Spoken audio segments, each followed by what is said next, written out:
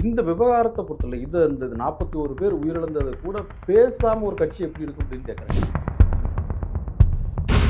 இந்த விஜய்ங்கிற அந்த போர்ஸை உள்ள கொண்டு வரதுல அதிகமாக கவனம் செலுத்துறது பிஜேபி தாண்டி அதிமுக சரிங்களான்னு கேட்குறேன்.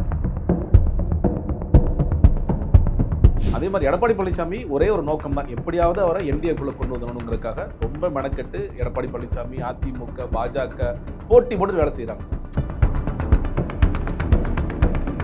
தமிழ்நாடு விசாரணை அமைப்புகள் மேல் நம்பிக்கை இல்லை, அதனால நாங்கள் ஒரு வேறு விசாரணை கோரணும். அது நடந்துருச்சு. உண்மை வந்து வெளிவர போகுது, ஆனால் நீதி வெல்லும்.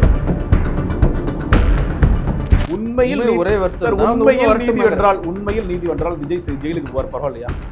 உண்மையில் நீதி வென்றால் இந்த அதை எப்படி உறுதியான நான் சொல்ல சார், ஒரு விசாரணை வந்து என்ன சொல்லுது, முதல் கட்டத்துக்கு கூட இன்னும் பெருசா போகாத போதே விஜய் தான் ஜெயிலுக்கு போற ஸ்டாலின் அவர்கள் பேசும்போது பேரவையில் பேசும்போது சொல்றாரு, இவர்கள் கூட்டணிக்கான ஒரு வேலைகளை புறா பண்ணி வச்சிருக்காங்க. அப்படி ஒருவேளை இந்த கூட்டணி அதிமுக தவிக கூட்டணி அமைந்தால் மக்கள் அவங்கள புறக்கணிப்பாங்க.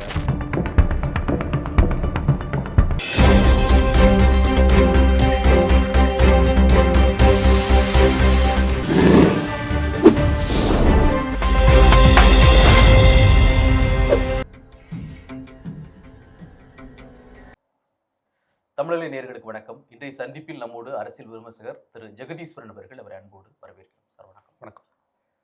தமிழக சட்டப்பேரவை கூட்டத்தொடர் ஒரு எதிர்பார்க்கப்பட்ட கூட்டத்தொடர் அப்படின்னு சொல்ல முடியாட்டாலும் கூட இந்த கரூர் சம்பவத்திற்கு பிறகு இது சம்பந்தமான விவாதங்கள் நிச்சயம் இடம்பெறக்கூடும் நினைச்சோம். அதே மாதிரி முதலமைச்சருக்கும் எதிர்க்கட்சி தலைவருக்கும் மிகப்பெரிய ஒரு விவாதம் நடந்து அதிமுக வெளியேறக்கூடிய வெளிநடப்பு பண்ணியிருக்கிறாங்க. ஸோ இந்த பிரச்சனையில எதிர்க்கட்சியாக அதிமுக தன்னுடைய ரோலை கரெக்டா பண்ணிட்டு இருக்காங்க அப்படின்னு பார்க்கணுமா, இல்லை எப்படி புரிந்து கொள்வது? விஜய் மிகப்பெரிய அதிர்ஷ்டசாலின்னு நான் பார்க்குறேன் சார். மிகப்பெரிய அதிர்ஷ்டசாலி. தனக்காக தன்னுடைய கட்சிக்காரர்கள் யாரும் வெளியே வர வேண்டிய அவசியம் இல்லை. இன்னும் சொல்ல போனால் தன்னுடைய கட்சிக்காரர்கள் தலைமறைவான வாழ்க்கை கூட வாழலாம். மீறி பேசினாலும் ஆளாளுக்கு ஒன்னொன்னு பேசலாம். அது வரைக்கும் அவருக்கு என்ன பிடிச்சதோ அவர் பேசலாம். இங்கிட்டு இவர் நீதி வெல்லும் எதுக்கு போடுறாருன்னு தெரியாம இவர் ஒண்ணு போடலாம். ஆளாளுக்கு எந்தெந்த திசையில் வேணாலும் பயணிக்கலாம். ஆனா அவங்க எல்லாம் என்ன நினைக்கிறாங்கிறது எடப்பாடி பழனிசாமி அவரா புரிந்து கொண்டு, சில நேரங்களில் ஒரு கவிதை படிப்போம், அந்த கவிதை ஆளாளுக்கு ஒரு மாதிரி புரிஞ்சுக்கணும். அதே மாதிரி எடப்பாடி பழனிசாமி ஒரே ஒரு நோக்கம் தான், எப்படியாவது அவரை என்டிஏக்குள்ள கொண்டு வரணுங்கிறதுக்காக ரொம்ப மெனக்கெட்டு எடப்பாடி பழனிசாமி, அதிமுக, பாஜக போட்டி போட்டு வேலை செய்யறாங்க. இன்னைக்கு வந்து அதனாலதான் சொல்றேன், மிகப்பெரிய அதிர்ஷ்டசாலி விஜய் அவர்கள். நீ அந்த கட்சியில இருக்கிற நீங்க பொலிட்டிக்கலா அதை சொல்றீங்க. பட் ஆனா எதிர்கட்சியின் அடிப்படையில பிரதான எதிர்கட்சியில் அந்த ரோல் எடுத்து பண்ண வேண்டிய ஒரு கட்டாய அதிமுக இது எதுவுமே சொல்லாட்டா கூட எவ்வளவு பெரிய சம்பவம் நடந்திருக்கு அதிமுக. அதாவது எடப்பாடி பழனிசாமி இது வரைக்கும் கிட்டத்தட்ட ஒரு 180 தொகுதிகளுக்கு மேல பிரச்சாரம் போயிட்டான்னு நினைக்கிறேன்.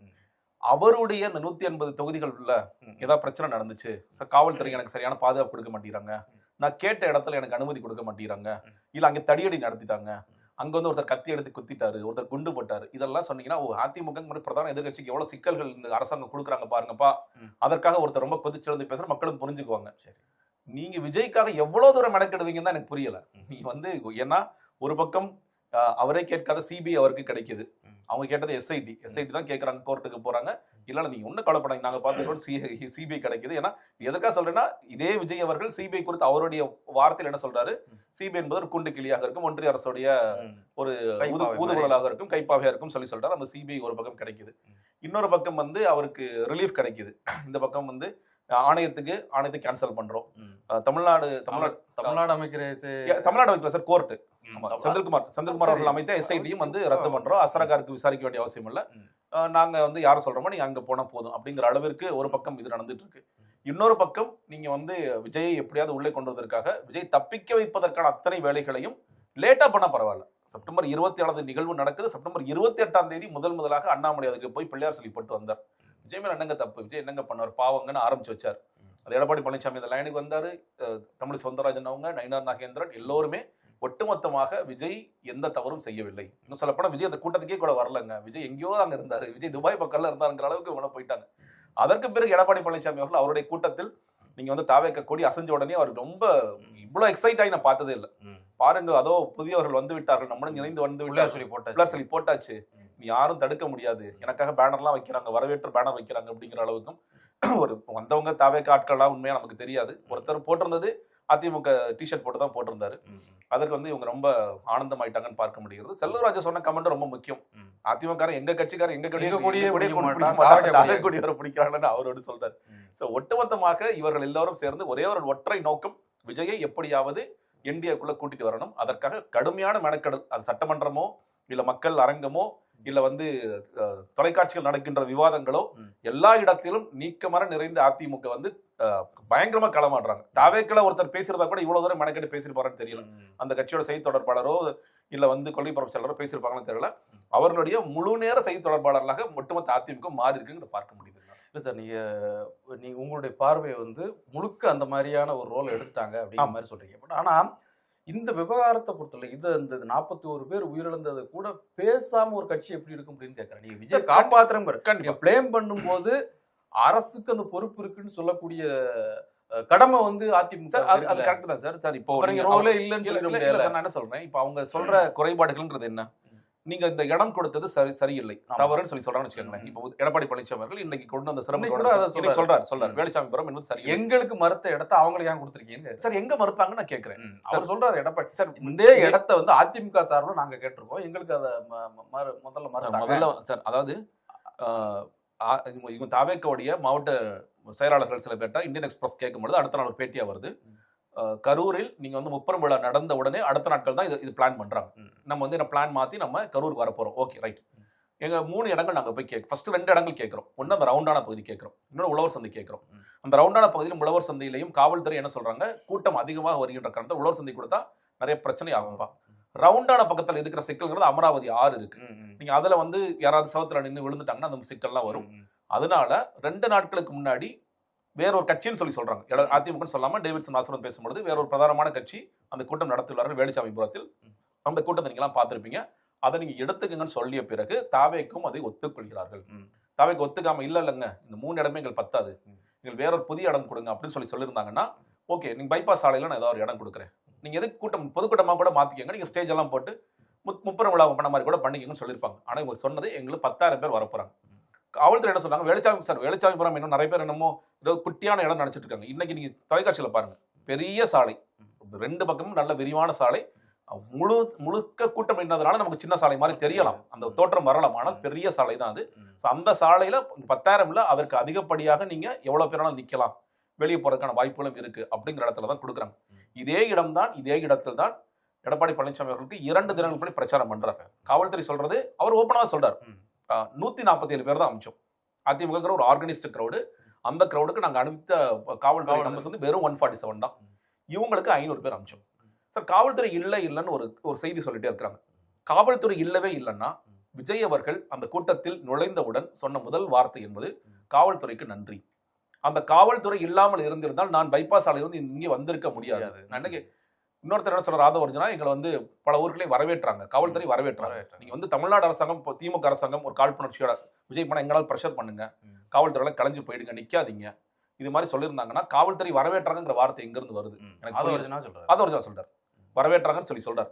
இந்த இடத்துல விஜய் போன பிறகும் பல மக்கள் உயிரை காப்பாற்றுற காவல்துறை இருக்கிற வீடியோஸ் நம்ம இன்னைக்கு பார்த்துட்டு இருக்கோம். அவங்க தான் ஆம்புலன்ஸ்ல ஏத்துறாங்க, எவ்வளவு பேரை காப்பாத்துறாங்க, தண்ணி கொடுக்குறாங்க, என்னென்ன உதவிகளை செய்ய முடியும். சார் அதாவது நீங்க காவலர்கள், அதாவது மேல்நிலை காவலர்கள், நீங்க கான்ஸ்டபிள் ஃபோர்ஸ் இருக்காங்க, கான்ஸ்டபிள் ஃபோர்ஸ் வந்து சரியா கவனிக்காம இருந்தாங்க, அவங்க அங்கங்க நின்றுட்டு இருந்தாங்க, அது வேணா சொல்லுங்க, அது எல்லா இடங்களையும் நடக்கும். இப்ப விக்ரவாண்டி மாநாட்டுல ஒட்டுமொத்தமா ஒரு 4000 ஃபோர்ஸ் டிப்ளாய் பண்ணுறேன்னு வச்சுக்கோங்களேன், எல்லாரும் அப்படியே கீழே வாட்ச் பண்ணிட்டே இருக்க மாட்டாங்க, சில பேர் போய் உட்காந்துக்குவாங்க, சில பேர் விஜய் பேசுறத பார்ப்பாங்க, இதெல்லாம் நடக்கக்கூடிய ஒன்றுதான். ஆனா ஒட்டுமொத்தமாக அந்த இடத்துல இல்லவே இல்லை, காவல்துறையே இல்ல, எங்களுக்கு வேணும்னே விட்டுட்டாங்க. இன்னொன்னு, இந்த கூட்டத்தை கண்ட்ரோல் பண்ற அளவுக்கு சார் அவங்க பேரிகேட் போடுறாங்க. இந்த பேரிகேட் நீங்க எடுத்து விடுறீங்க. ஜென்ரேட்டர் ரூமை பாதுகாப்பா வைக்கிறாங்க. ஜென்ரேட்டர் ரூமை நீங்க உடைச்சு அந்த current light focus light off பண்ணி விடுறீங்க. மரத்துலையும் நீங்க டிரான்ஸ்ஃபார்மர்ல ஏறாதீங்கப்பான்னு சொல்லிய பிறகும் அது இபியில் பாக்குறாங்க, டிரான்ஸ்ஃபார்மர் ஏறிட டக்குன்னு லைட் ஆஃப் பண்ணு, அவங்களாம் கீழே இறக்கி விடு, அதற்கு பிறகு நீங்க கரண்ட் ஆன் பண்ணுங்கன்னு சொல்றாங்க. நான் என்ன சொல்றேன் சார், இதெல்லாம் நடக்கவே இல்லை. இதெல்லாம் வந்து வேணும் திட்டமிட்டு ஏதாவது பண்ணிட்டாங்கன்னா ஓகே. நீங்க ஒரு சதி கோட்பாட்டுக்குள்ள நீங்க போனீங்க. செந்தில் பாலாஜி, ஏன்னா மதியழகன் மனைவி ஓப்பனாவே சொன்னார், சார் எல்லாத்துக்கும் காரணம் செந்தில் பாலாஜி தாங்க, குண்டு போட்டாங்க, கத்தியில வந்து அறுத்துட்டாங்க, கத்தி எடுத்து குத்துனாங்க. இது நான் என்ன சொல்றேன், ஊடகத்துடைய கேமராக்கள், யூடியூப் சேனல்ஸோட கேமராக்கள், விஜய் வண்டியில இருக்கிற கேமராக்கள், இது எதிலுமே பதிவாகாத ஒன்று இவர்களோட மனதில் பதிவாகிறதுனா அது எப்படி எங்கிருந்து பதிவாகுதுன்னு ஒரு கேள்வி நினைப்பேன்.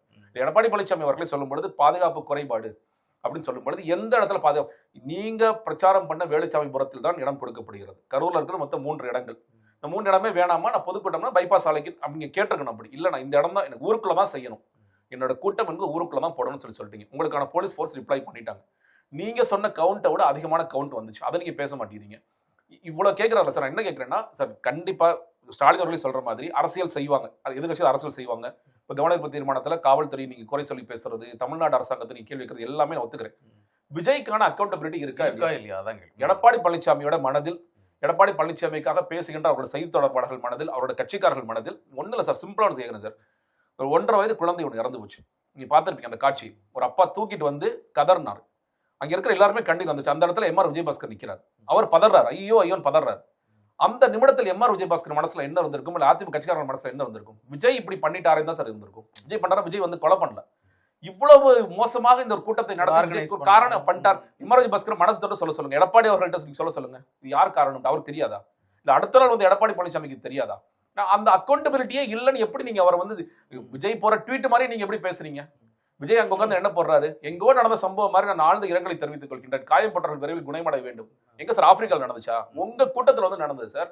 அப்ப அதே மாதிரியே நீங்க அவருக்கு ஒரு அக்கௌண்டபிலிட்டியா இல்லைன்னு அவர் பேசுற மாதிரி நீங்களும் எப்படி பேச முடிகிறது? எல்லாம் ஒன்னே சொல்ல சார், இவங்க எல்லாம் ரொம்ப எப்படியாவது என்டிஏக்குள்ள வந்துருவாருன்னு ஒரு கனவு கோட்டையில வாழ்ந்துட்டு இருக்காங்க. நாளைக்கு உங்களுக்கே ஒரு விபூதி அடிக்க மாட்டாரு என்ன நிச்சயம் நான் கேட்கிறேன். அப்ப என்ன பண்ணுவீங்க நீங்க எல்லாம்?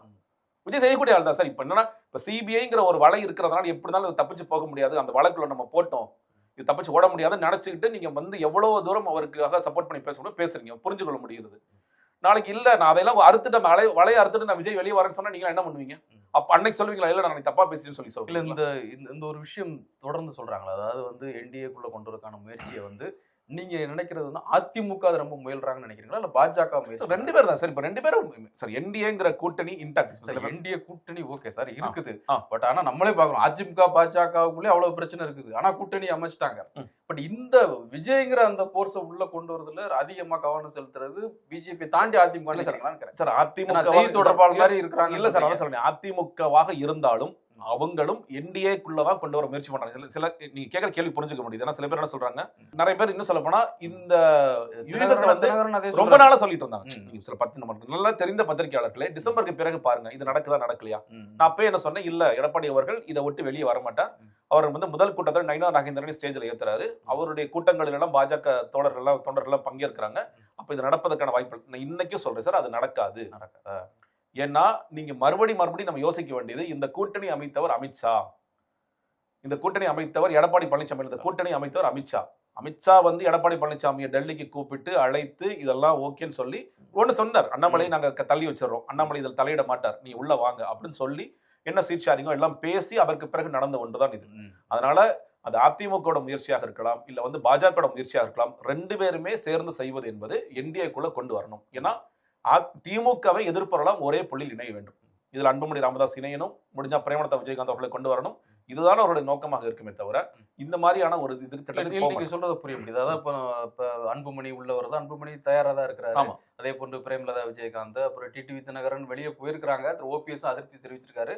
இன்னும் கூட ஒரு சமரசத்திற்கான வாய்ப்புகள் வந்து இருக்குது, அதுல ஒன்றும் மறுக்கிறது. ஆனா பாஜக எங்களுடைய ஒரு கொள்கை எதிரின்னு சொல்ல ஒரு கட்சியை வந்து எப்படி அந்த கூட்டணிக்குள்ள கொண்டு வர முடியும்னு இவங்க நம்புறாங்கன்னு நான் கேட்கிறேன் சார். இப்போ நீங்க ரொம்ப தொடக்கத்திலே சொல்றாங்கல்ல, பின்னாடி மாறுறாங்க, அதுக்கு அப்படிலாம் இல்ல பேரை சொல்லும் போது அதான் சொல்றேன் சார். இப்பொழுதும் நான் சொல்றேன், விஜய் நான் கூட சொல்ல மாட்டேன், ஜான் ஆரோக்கியசாமிக்கு என்டிஏ கூட போறதுலயோ இல்ல பாஜக கூட போறதுல ஏற்பு இருக்குமா இருக்காது.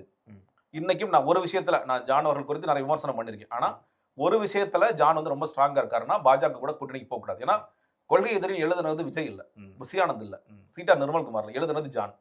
ஜானை பொறுத்த வரைக்கும் இன்னைக்கு அரசியல் எதிரியாக திமுகவும் நீ கொள்கை எதிரியாகவோ பாஜகவும் இருக்கணும்ங்கிறது அவர் தான் ஃபிக்ஸ் பண்ணார். அப்ப நீங்க அவர் அப்படி ஒரு முடிவுக்கு போக மாட்டார்.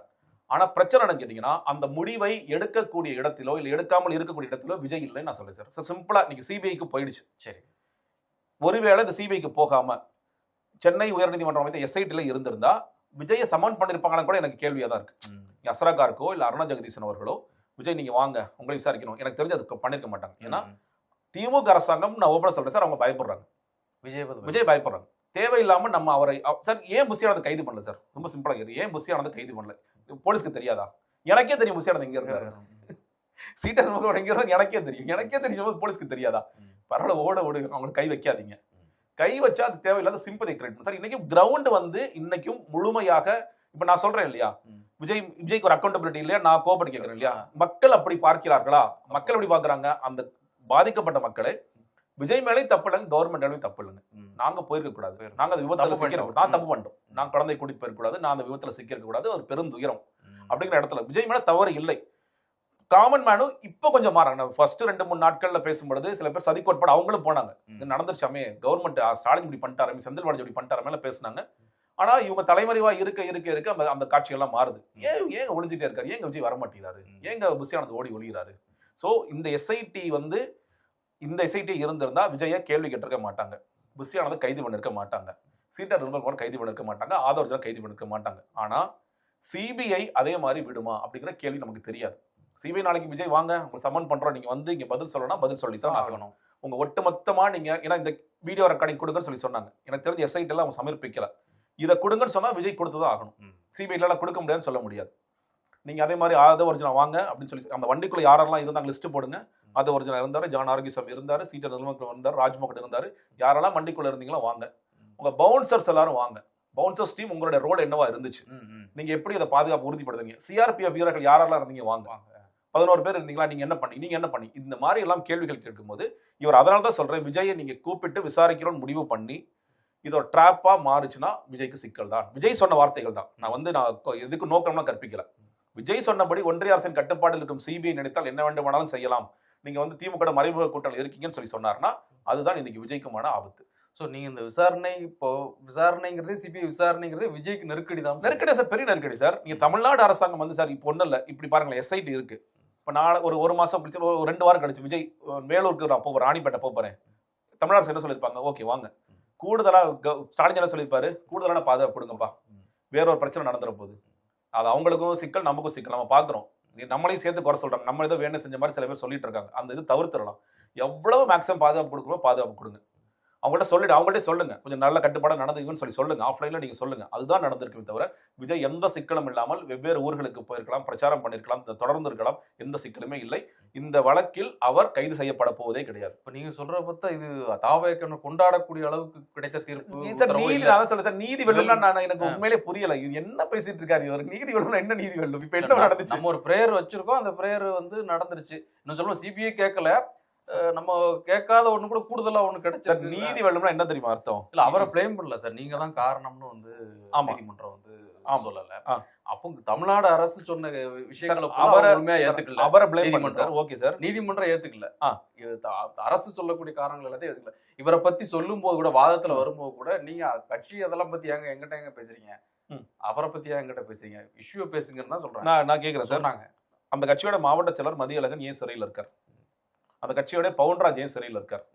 அந்த கட்சியோடைய பொதுச் செயலர் சார் அந்த யாரு அதுதான் சார் சொல்றேன். நீதி வெல்லும்னா உங்களோட மாவட்ட செயலர், உங்களுக்கு அக்கறை எவ்வளவு இருக்குன்னு எனக்கு தெரியல. பாவம் அந்த அம்மா அழுதுட்டு இருக்காங்க, இன்னைக்கு வரைக்கும் மதியழகன் ஒய்ஃப் அழுகுறாங்க. அவங்க வெளியே வந்துட்டாங்க, இதில் அவர்களுக்கு எந்த விதமான சம்பந்தமும் இல்லை, நாங்க ரிலீவ் பண்ணிட்டீங்களா? பவுன்ராஜ் வெளியே வந்துட்டாரா? இல்ல உங்களோட நிறைய பேர் ஆன்லைன்ல எழுதுறாங்க ரிலீவ் அதுல சார். விஜய் என்னைக்குமே தப்பிச்சுதான் சார் இருப்பாரு. விஜய்க்காக ஜெயில போய் உட்காந்துட்டு இருக்கான் இல்லையா, ஒரு புஷியானதுக்காக ஜெயில போய் உட்காந்துட்டு இருக்கான்ல, அவன் வெளியே வந்தாருன்னா ஓகே, நான் புரிஞ்சுக்கிறேன், நீதி வென்றுச்சு. உண்மையிலேயே அவங்க எதிர்பார்த்த நீதி வென்று விட்டது. இதுல என்ன நீதி வென்று விட்டது? இப்ப வந்து இல்ல ரிலீவ் பண்ணிட்டாங்களா அவங்களை? இல்ல நாங்க விஜயையோ இல்லை வந்து மற்ற பொறுப்பாளர்கள் நிர்வாகிகளே நாங்கள் விசாரிக்க கூட போவதில்லை, சிபிஐ சும்மா கண் துடைப்பு தான் இருக்குன்னா ஓகே, நீங்க ஓகே. தமிழ்நாடு விசாரணை அமைப்புகள் மேல நம்பிக்கை இல்ல, அதனால நாங்க ஒரு வேறு விசாரணை கோரணும், அது நடந்துருச்சு. உண்மை வந்து வெளிவர போகுது, அதனால நீதி வெல்லும். நான் என்ன சொல்றேன், உண்மைங்கிறது ஒண்ணுதானே, வெவ்வேறு உண்மைகள் இல்ல, பொய் தான் வெவ்வேறு பொய்கள் இருக்கும். உண்மைங்கிறது ஒண்ணுதானே. நீங்க அஸ்ராகார்க் அவர்கள் அழைத்து பேசுறாலும் சரி, ரஸ்தோகி அழைத்து பேசுறாலும் சரி, நீங்கள் சொல்ல போது ஒரே வருஷம் தானே. நீங்க வெவ்வேறு வருஷம் பேச முடியாது. நீங்க வந்து இல்ல ட்விட்டர்ல போட்ட மாதிரி நீங்க செந்தில் பாலாஜி காரணம் இங்க ஒரு சதி கோட்பாடை ஏற்படுத்திட்டு கோர்ட்ல போயிட்டு எதுவுமே பேசாம இருக்க ஒரு விசாரணை இதை விடுங்க சார். சார் இது எஸ்ஐடி விடுங்க, ஆணையம் இருக்குது. ஆமா, இதே ஆணையம் தூத்துக்குடி சம்பவத்தில் அமைக்கப்பட்ட அதே ஆணையம். ஆமா, அதை வந்து எந்த அளவுக்கு செயல்படுத்தல சார். அதான் சொல்றேன். இப்ப நீ யாரு முன்னால ஆணையத்தை வச்சு பேசுவோமே, இந்த ஆணையத்தின் மூலம் அதே வெர்ஷனை வந்து எல்லாம் சொன்னாலும் அது எதுவுமே நடக்காது, ஒண்ணுமே நடக்க போறது இல்ல. ஏன்னா ஆணையத்தோட இது வந்து பரிந்துரைகள், அதை செயல்படுத்த அதனாலதான் சொல்றேன் சார். நீங்க இப்ப வந்து தூத்துக்குடி ஆணையத்துல யாருக்கு மேல குற்றம் சாட்டப்பட்டதோ அவருக்கு பதவி உயர்வு கொடுத்தவர்கள் தான் பதவி கொடுத்தாங்க. இன்னைக்கு வரைக்கும் சுடலிங்கத்தை ஏன் நீங்க கைது பண்ணல, ஏன் எஃப்ஐஆர் போடலன்னு இன்னைக்கு வரைக்கும் போடாம தான் இருக்கிறாங்க. திமுக கவர்மெண்ட் அவங்களை காப்பாத்து. நீங்க எவ்வளவோ இன்னைக்கு கூட பேசியிருக்காரு சட்டமன்றத்தில் பேசும்பொழுது, தூத்துக்குடி துப்பாக்கி சுடும்போது நீங்க என்ன செய்யணும் கேட்கிறாரு. நீங்க என்ன சார் செஞ்சீங்க? நம்ம முதலமைச்சர் பார்த்து கேட்கிறோம், நம்ம கேட்கிறோம், நீங்க என்ன சார் பண்ணீங்க? பரந்தரை எடுத்து வச்சு என்ன பண்ணீங்க? நீங்க பதவி உயர்வு கொடுத்து அவர் அழகு பார்த்து அனுப்புறீங்க. எந்த காவல்துறை அதிகாரி வந்து டாஸ்மாக் போராட்டத்தில் ஒரு பெண்ணை அரைஞ்சாரோ அவரை கொண்டு போய் கொரட்டூர்ல டிசியா போட்டு வச்சிருக்கீங்க, நீங்க குளத்தூர்ல டிசியா போடுறீங்க. பட் நீங்க என்ன ரொம்ப ஒழுங்கு சார்? இந்த ஆணையத்தோட விசாரணை கூட சார் ஒரு பார்வைக்கு ஒரு நெரேஷனுக்கு தான் யூஸ் ஆகுமே தவிர இதனால வந்து இந்த பரிந்துரைகளை ஏற்றுக்கொண்டு குற்ற வழக்கெல்லாம் பண்ணியே போகிறார்கள் நிச்சயமாக இல்லை. நான் அதனால தான் சார் சொல்றேன், நீங்க விஜய்க்கு இது வந்து பெரிய ரிலீஃப். எஸ்ஐடியாகவே இருந்திருந்தால் அது பெரிய ரிலீஃப். அவருக்கு எந்த விதமான சிக்கலும் இல்லை. அவர் செய்திருக்க வேண்டியது என்ன, அந்த மாவட்ட செயலாளரை எப்படி பெயில் பெட்டிஷன் போட்டு வெளியே கொண்டு வரது, இவங்களுக்கான பெயில் பெட்டிஷன் ரிஜெக்ட் ஆகாம எப்படி ரிஜெக்ட் பண்றது, அதுதான் பிரச்சனையாக இருந்திருக்கும். ஆனா இன்னைக்கு நீங்க கேட்கின்ற கேள்விகளுக்கு வேற வழி. ஏன்னா மந்த்லி ரிப்போர்ட் கேட்கறாங்க. எஸ்ஐடி அவங்க அமைச்சர் எஸ்ஐடி வந்து மாசம் நீங்க என்ன பண்ணீங்க, ஃபர்ஸ்ட் கேள்வி என்ன இருக்கும்? இந்த ஆர்கனைசர்ஸை கூப்பிடுங்கப்பா. காவல்துறை கூப்பிடுவாங்க, காவல்துறை கூப்பிட போறாங்க, எல்லாத்தையும் கூட விசாரிக்க போறாங்க. ஆனா அந்த ஆர்கனைசர்ஸை கூப்பிட்டு என்ன நடந்துச்சுங்கிறது நீங்க உங்க வருஷம் சொல்லுங்கன்னு சொல்லும் பொழுது நீங்க அங்க போய் சொல்லுவீங்களா? இல்ல ஒருத்தர் கத்தி எடுத்து குத்த வந்தாரு, சரி வீடியோ வச்சிருக்கியா நீ காமி. இல்ல ஒருத்தர் வந்து புகையெல்லாம் வீசினாரு, ஒருத்தர் வேணே செருப்படுத்த அடிச்சாரு, யார் பாருங்க. இது எதை நீங்க பார்த்து நீங்க எவ்வளவு சொன்னீங்கன்னாலும் இந்த உண்மை என்பது ஒன்றுதான். அங்க எந்த சதியும் நடக்கவில்லைங்கிற மட்டும்தான். சரி, சோ அது வெளியே அதான் சொல்றேன். அப்போ உண்மை வரட்டும் சார், தாராளமா வரட்டும் சார். நான் சொல்றேன், நான் உண்மை இன்னும் சொல்றேன் சார். உண்மையில் ஒரே வருஷம் உண்மையில் நீதி வென்றால் விஜய் ஜெயிலுக்கு போற பரவாயில்லையா? உண்மையில் நீதி வென்றால் இந்த உறுதியா நான் சொல்றேன் சார். ஒரு விசாரணை வந்து என்ன சொல்றது, முதல் கட்டத்துக்கு கூட இன்னும் பெருசா போகாத போதே விஜய் தான் ஜெயிலுக்கு போறாரு. என்ன சார் நீங்க சொல்ற இந்த சதி கோட்பாடு எதையுமே நீங்க இங்க போய் சொல்லவே இல்லை. இது வரைக்கும் வழக்காடு மன்றங்கள்ல போயிட்டு இந்த மாதிரி ஏதோ நடந்துச்சு, இவங்க வேணும்னு சில பேர் பண்ணாங்கிற கூட சொல்லல. நீங்க மேக்சிமம் வீடியோல தான் சொல்றீங்க. இன்னும் சொல்லணும், ஆதவர்ஜனா வந்து 16 நாள் 17ஆவது நாள் தான் பேட்டி கொடுக்குறாரு. அங்கே சில சம்பவங்கள்லாம் நடந்துச்சு. நான் என்ன சொல்றேன், உங்களுக்கான ஆப்பர்ச்சுனிட்டிஸ் நிறைய இருந்துச்சு. கவர்மெண்ட் சார் ஐஏஎஸ் சமுதாயங்கள்லாம் வச்சு ஒரு பெரிய இதெல்லாம் காமிச்சு என்னென்ன எத்தனை நிமிடங்கள் என்னென்ன நடந்ததுன்னு சொன்னாங்கல்ல. உங்களுக்கு அந்த ஆப்பர்ச்சுனிட்டி இருக்கா? இன்னைக்கு வரைக்கும் இருக்கா இல்லையா? ஏன்னா உங்கள்கிட்ட இதை விட அதிகமான கேமராஸ் இருக்கு, அதிகமான ரெக்கார்டிங்ஸ் இருக்கு. அப்ப நீங்க எதெல்லாம் தவறாக நடந்தது, இல்ல வந்து யாரும் சொல்லுவாங்க சார், அதை எப்ப இருந்தாலும் சொல்ல முடியாது. அதான் சொல்றேன், உண்மை ஒன்றுதான். நீங்க பொய்களை சொல்லிட்டே இருக்கலாம், நீங்க எவிடன்ஸா எடுத்து காமிக்கும் பொழுது அதெல்லாம் நீங்க மாட்டிக்குவீங்கன்னு நான் சொல்றேன்.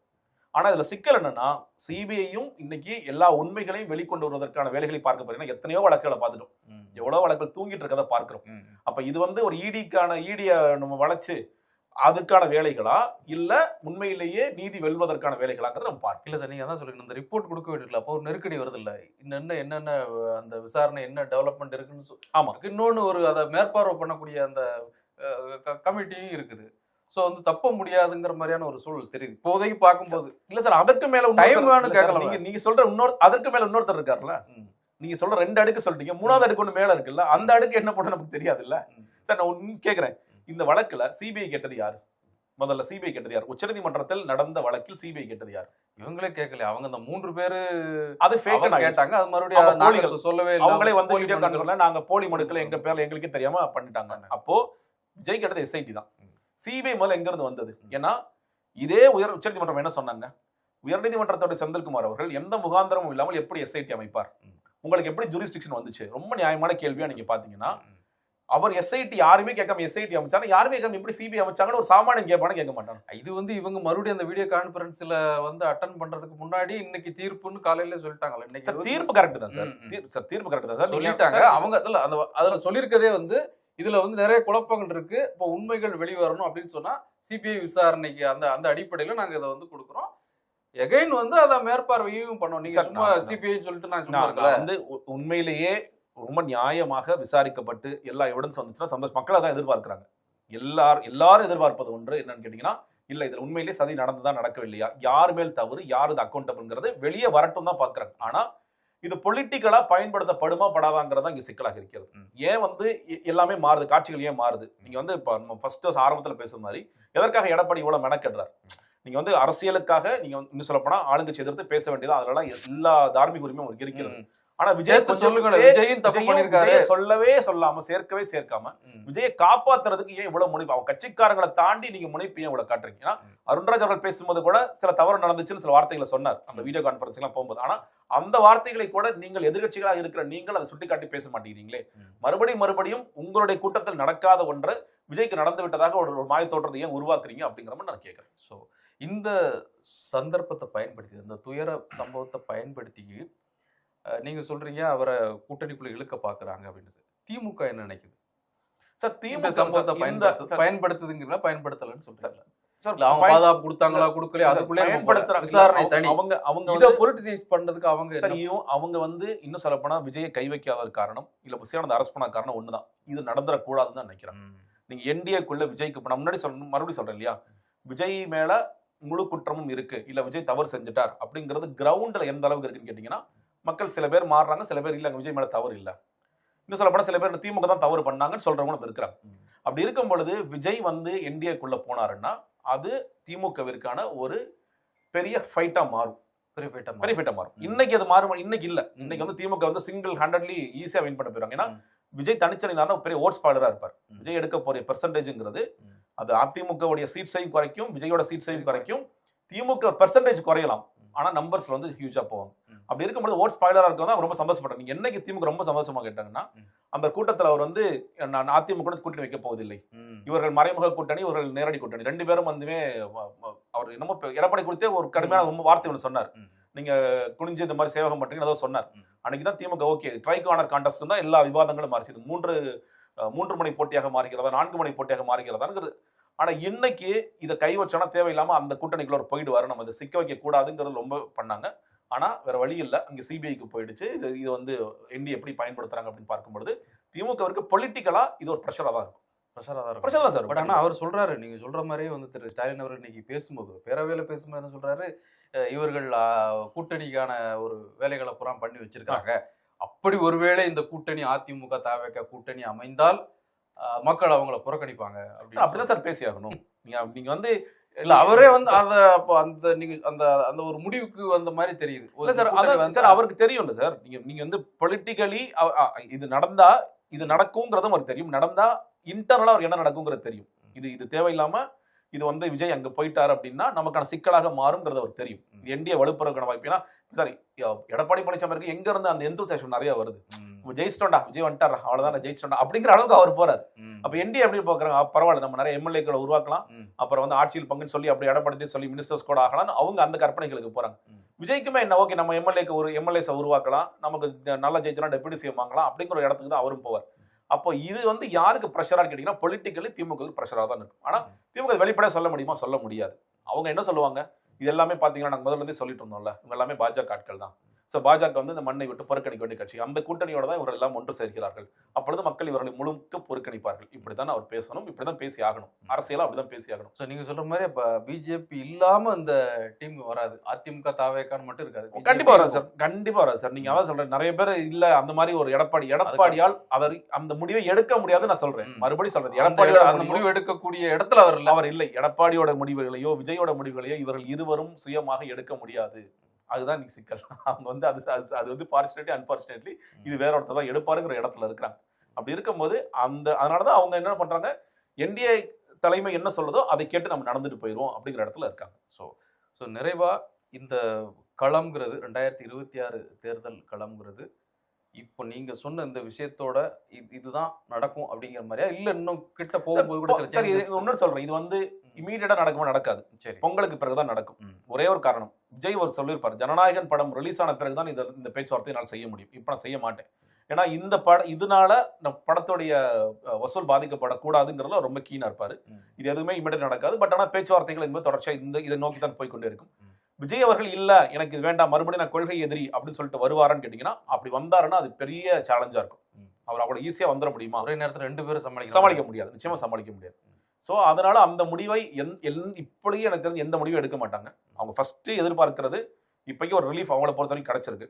அடுத்ததாக இந்த கூட்டங்களை தொடரலாமா வேண்டாமா அப்படிங்கிறது ஒன்று. அந்த கூட்டங்களை தொடர்வதற்கு கூட இந்த Y+ கேட்டகரிங்கிறது Z+ மாறுவதற்கான வாய்ப்புகள் இருக்கா, கூடுதல் நமக்கு பாதுகாப்பு கிடைக்கும், நிறைய CRPF வீரர்கள் கிடைக்குமா அப்படிங்கிறதெல்லாம் வந்த பிறகுதான் இந்த கூட்டங்களை நம்ம தொடரலாம்.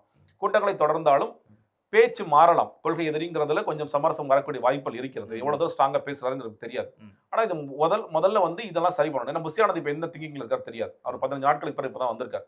அவருடைய பார்வையில கூட்டத்தை நடத்தணும்னு நினைக்கிறாரா, நடத்த வேண்டாம்னு நினைக்கிறாரா, ஜான் ஆரோக்கியசாமி நடத்தலாம்னு நினைக்கிறாரா, வேணாம்னு நினைக்கிறாரா, வேறு சில இடங்கள்ல இந்த மாதிரி கூட்டம் வந்துட்டா என்ன பண்றது, அதுக்கு நம்மள்ட்ட என்ன மெக்கானிசம் இருக்கு, அது குறித்தான அவர்கள் யோசித்துக் கொண்டிருப்பார்கள்.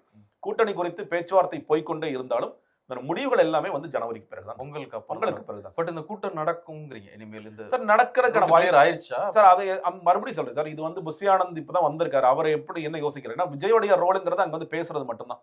இந்த ஒட்டுமொத்தமா கூட்டத்தை ஆர்கனைஸ் பண்றது, பர்மிஷன் ப்ராசஸ் இருக்கு, இதெல்லாம் இது உடனடியா செய்வாங்களாங்கிறது கொஞ்சம் டவுட் தான். வந்து அந்த கேட்டகரி எல்லாம் மாறிய பிறகு, ஏன்னா ஒய் பிளஸ் இசட் பிளஸ் உடனே மாறுதான்னு நமக்கு தெரியாது. அதுக்கு எவ்வளவு டைம் எடுக்குன்னு சில ப்ரொசீஜர்ஸ் எல்லாம் பார்த்து அதெல்லாம் மாறிய பிறகு வேணா இதை பத்தி யோசிப்பாங்க.